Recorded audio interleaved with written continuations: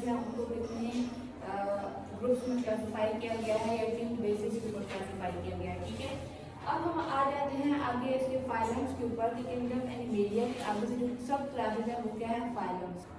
Total हमारे पास कितने phylums हैं, 10 फाइलम्स हैं, ठीक है।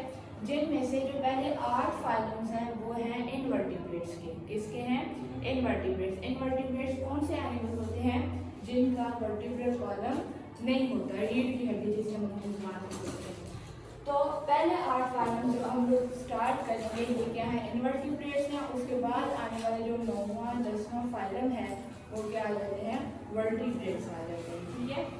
अब हम अपना पहला फाइलम स्टार्ट करेंगे। आपको जो पहला फाइलम है वो क्या है, फाइलम पोरीफेरा। क्या है, फाइलम पोरीफेरा। पोरीफेरा 2 वर्ड से मिलकर बना है। पोरस का मतलब है फोर और फेरा का मतलब है टू बियर, यानी कि ऐसी स्पीशीज या ऐसे एनिमल्स जो क्या है पोर्स बियरिंग होते हैं, जिनकी बॉडी वॉल्स के ऊपर या बॉडी कैविटी के अंदर क्या है, पोर्स यानी कि होल्स हैं, टाइनी माइन्यूट होल्स हैं, उन्हें हम क्या कहते हैं, पोरीफेरेंस। या वो जितने भी एनिमल्स हैं फाइलम पोरीफेरा के अंदर आते हैं। अब हम इनकी कैरेक्टरिस्टिक्स पढ़ेंगे। पहले हम एक एक फाइलम को पढ़ेंगे, फिर लास्ट में हम इनको एक दूसरे के साथ सिमिलैरिटी और डिफरेंसेस को पढ़ेंगे, फिर ऐसे एक फाइलम दूसरे फाइलम से डिफरेंट है, ठीक है। अच्छा, पहला दिन का कैरेक्टर आता है वो ये है कि जो फाइलम पोरीफेरा के एनिमल्स हैं वो क्या होते हैं, सेसाइल होते हैं। सेसाइल का क्या मतलब है कि ये मूवमेंट नहीं कर सकते हैं। अगर आप देखें ना फाइलम्स पोरीफेरा में पाए जाने वाले जो एनिमल्स हैं, फॉर एग्जाम्पल जो स्पॉन्जेस हैं, अगर आपने सी डॉक्यूमेंट्रीज देखी हो तो उसमें आपको जब आप सतह समुद्र के बहुत नीचे चले जाते हैं तो आपको डिफरेंट इस तरह के कुछ पौधे नजर आते हैं ना, इनको हम बोलते हैं स्पॉन्जेस। क्या बोलते हैं, हम लोग ऐसे समझते हैं कि जैसे ये पौधे हैं क्योंकि ये हिलजुल नहीं सकते, ये कलरफुल होते हैं, लेकिन असल में ये एनिमल है, ठीक है। फाइलम पोरीफेरा से बिलोंग करने वाले क्या है, एनिमल है। आप लोगों ने स्पॉन्ज बॉब वाले कार्टून देखे हुए हैं ना, उसके अंदर वो स्पॉन्ज है वो क्या है, हम अपनी फैंटेसी में ये सोचते थे कि शायद वो बर्तन धोने वाला स्पंज जो है वो समुद्र में गिर गया और अब वो बातें कर रहा है और जानवरों के साथ खेल रहा है, लेकिन असल में ऐसा नहीं है। स्पंज एक प्रॉपर एनिमल है, ठीक है। अच्छा, लेकिन ये सेसाइल होते हैं, ये मूव नहीं कर सकते हैं। जबकि इनका जो लार्वा होता है, जब ये लार्वल स्टेज होते हैं तब ये फ्रीली स्विम करते हैं, एक जगह से दूसरी जगह जाते हैं। लेकिन जब ये एडल्ट स्टेज में आ जाते हैं तो ये सेसाइल हो जाते हैं, ये एक जगह से दूसरी जगह मूवमेंट नहीं कर सकते, ठीक है। सेकंड थिंग, अगर हम इनके हैबिटेट की बात करें तो एक्वेटिक होते हैं, यानी कि पानी में रहने वाले होते हैं। अब एक्वेटिक में देखें हमारे पास पानी वाली इन्वायरमेंट है वो भी 2 तरह की है। एक आ जाता है मेरीन वाटर यानी कि समुद्री पानी, और एक आ जाता है हमारे पास फ्रेश वाटर। तो ज़्यादातर जो है वो मेरीन एनिमल्स होते हैं, यानी कि समुद्र में रहने वाले हैं।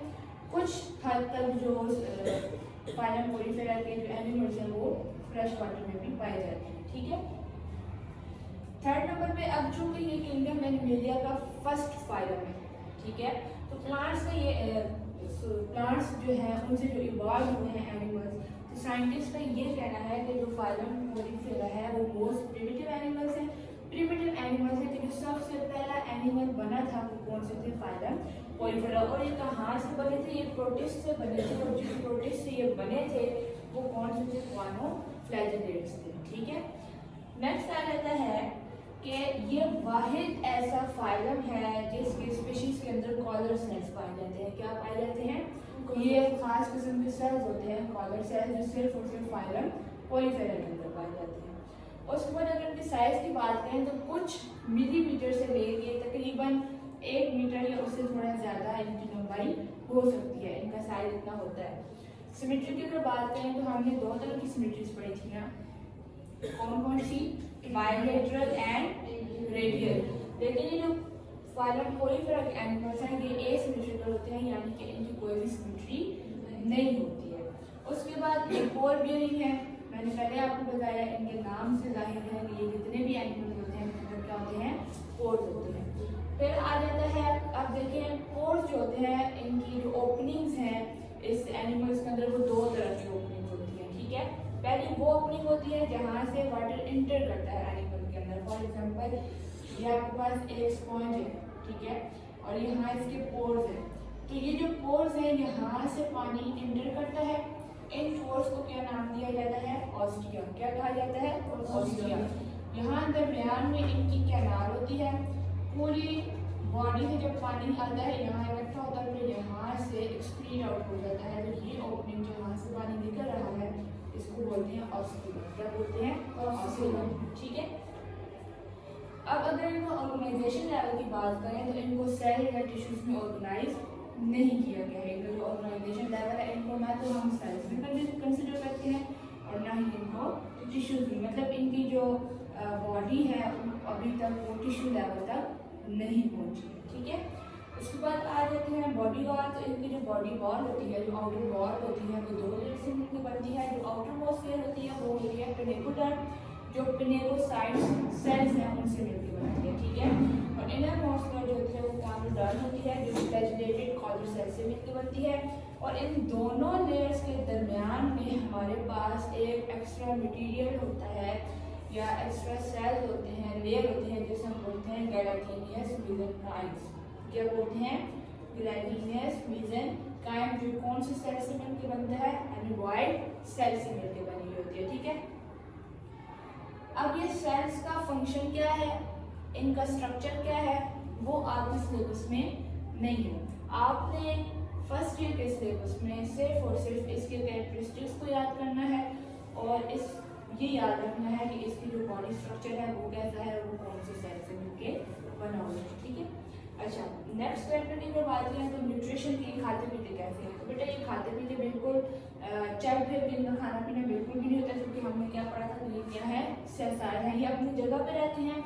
जो पानी आता है वो पानी अपने साथ मुख्तलिफ न्यूट्रिएंट्स को लेके आता है। तो जब ये पानी को एब्जॉर्ब करते हैं तो पानी के साथ साथ वो न्यूट्रिएंट्स भी क्या हो जाते हैं? एब्जॉर्ब। वो न्यूट्रिएंट्स को ये यूज कर लेते हैं और जो एक्सेस वाटर होता है उसको ये रिमूव कर देते हैं। ठीक है। ये इनका प्रोसेस होता है न्यूट्रिशन का।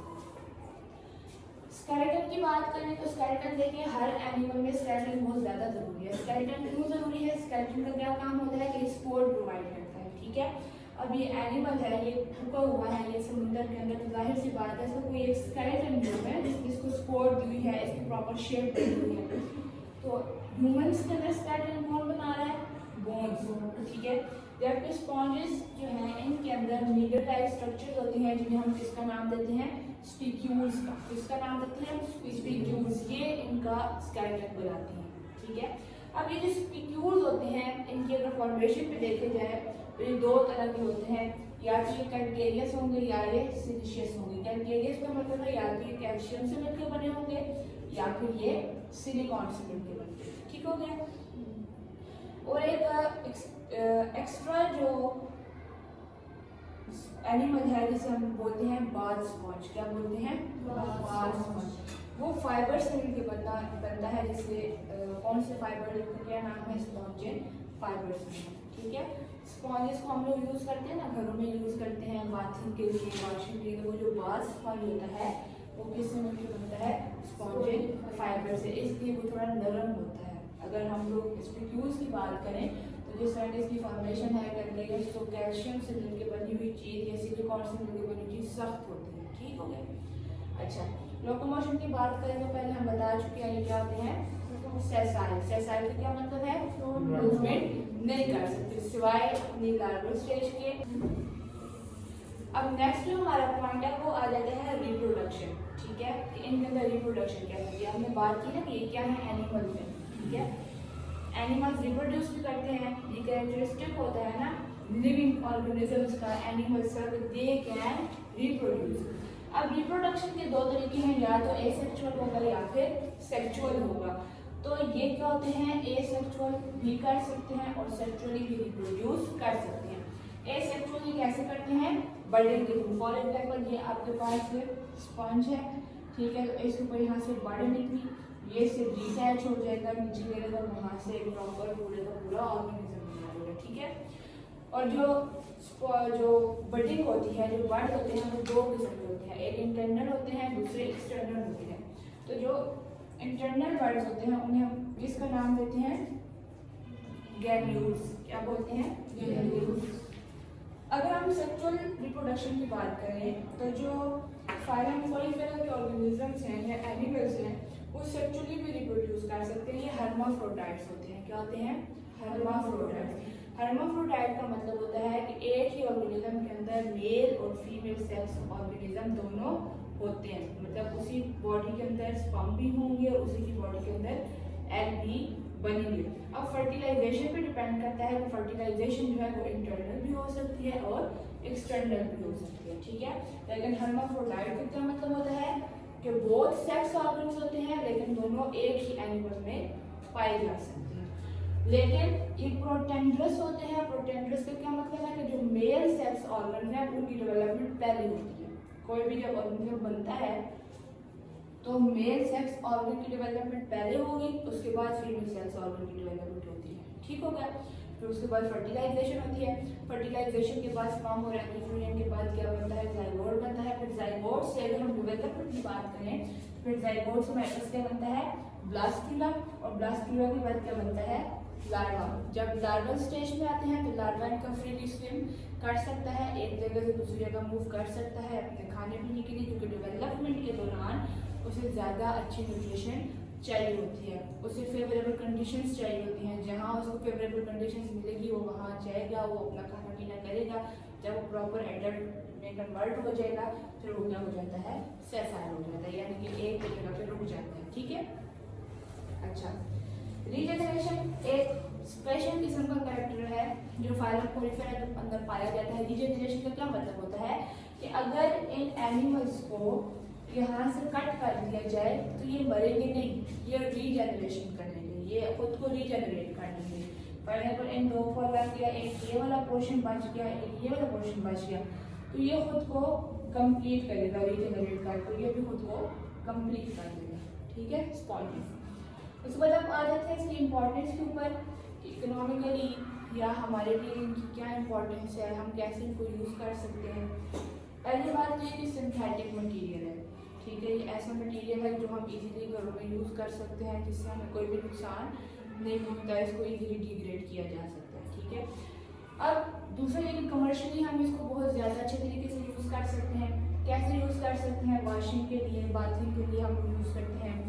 पानी को ये एब्जॉर्ब करता है। हम देखें घरों में हम लोगों ने अगर पानी गिर जाए तो स्पॉन्जेस रखे हुए होते हैं ना किचन में, वो सोक कर लेते हैं, पानी को एब्जॉर्ब कर लेते हैं, ठीक है। इसके अलावा साउंड एब्जॉर्प्शन के लिए जो बड़ी बड़ी बिल्डिंग्स बनती हैं जो साउंड प्रूफ होती हैं, तो वो कैसे साउंड प्रूफ बनाई जाती हैं? तो उनकी बहुत अंदर एक मोटी लेयर लगाई जाती है स्पॉन्जेस की, जो साउंड को क्या कर देती हैं?